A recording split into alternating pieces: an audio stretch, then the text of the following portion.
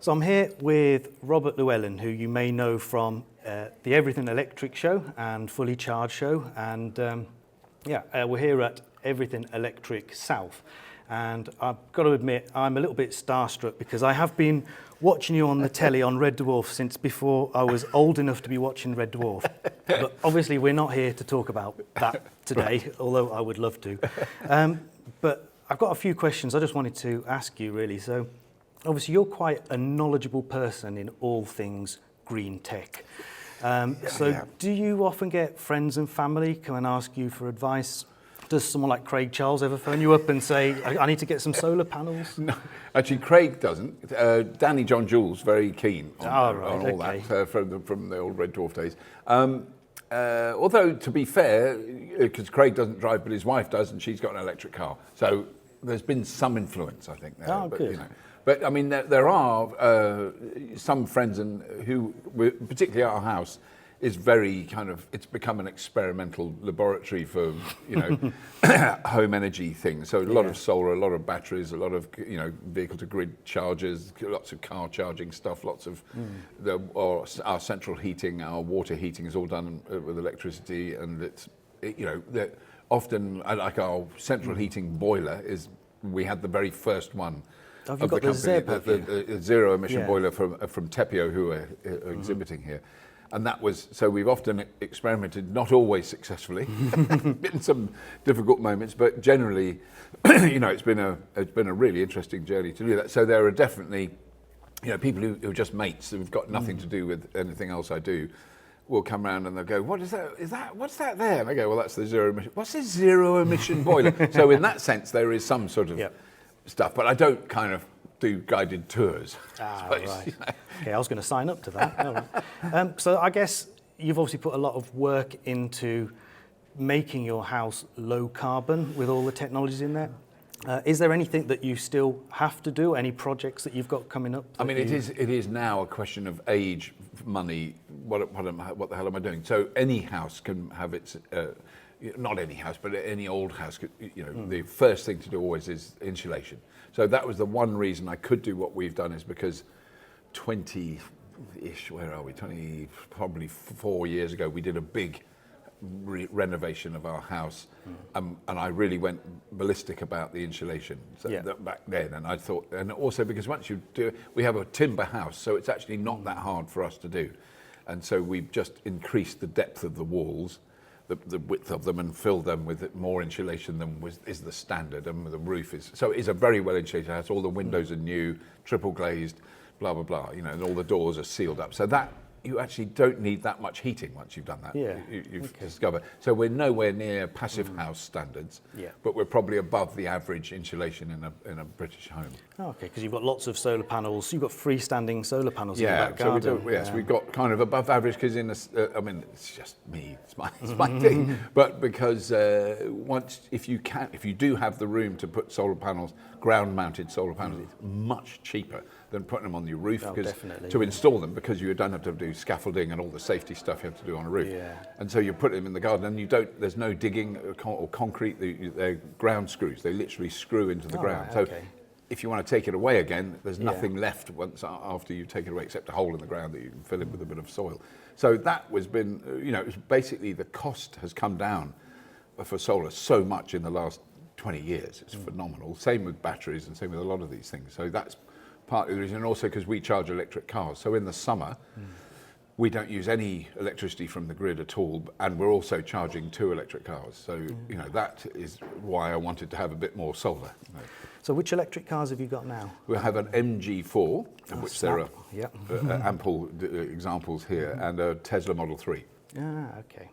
So going back to this show then, is there anything, any technology that you can see at this show or elsewhere coming up that you think is going to be key to getting people into green technology? Something that's really breakthrough, that might be more widely accepted, or help convince those who are on the fence, maybe? Yeah, I mean, I think there are 2 things that I can see that are.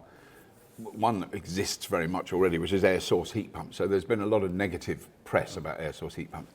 but they work. And the people who, and it's very much about the installation and again about insulation, but the installation is important so that the correct engineers are putting them in the right way. But I mean, they do work and people save so much money. If you've got good air source heat pumps and a reasonably well insulated home, your heating bill over the year is fractional of what it would be with a gas boiler or an oil boiler. So that you know, it's really important technology. When people say, well, they don't work in a cold climate, where are they the most common in Europe is Norway, Sweden, Denmark, Finland, all the coldest countries in the whole of Europe as well. And Germany has them, you know, they're very, very commonly used there.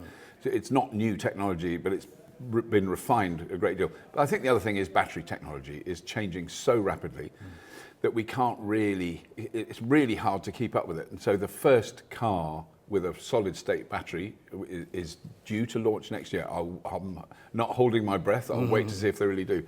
And a solid state battery doesn't, you know, there is a slightly different makeup of how the battery is made, but it is smaller, lighter, more energy dense and lasts longer and charges faster. So all the things people want out of a battery are in that. That's the kind of next step, the next generation of batteries. They will come. I'm not convinced they'll be ready next year, but certainly in the next 5 years, that will mean that a car that today has, say, a range of 250 miles, will still have a range of 250 miles, but it'll probably be something like 150 kilograms lighter. Yeah. And the battery will be smaller, which means you can put it in a smaller place, which means you can design the car in a different way. So those things are going to be critically, you know, will make a huge difference. And what we're talking about then, and this is very common parlance now in the automotive industry, is the batteries will outlast the cars.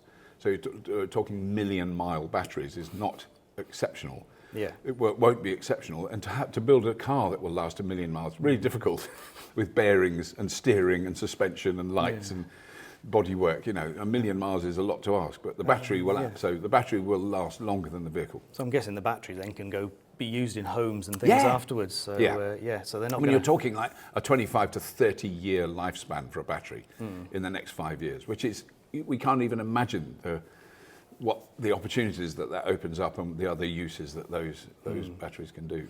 And then one final question.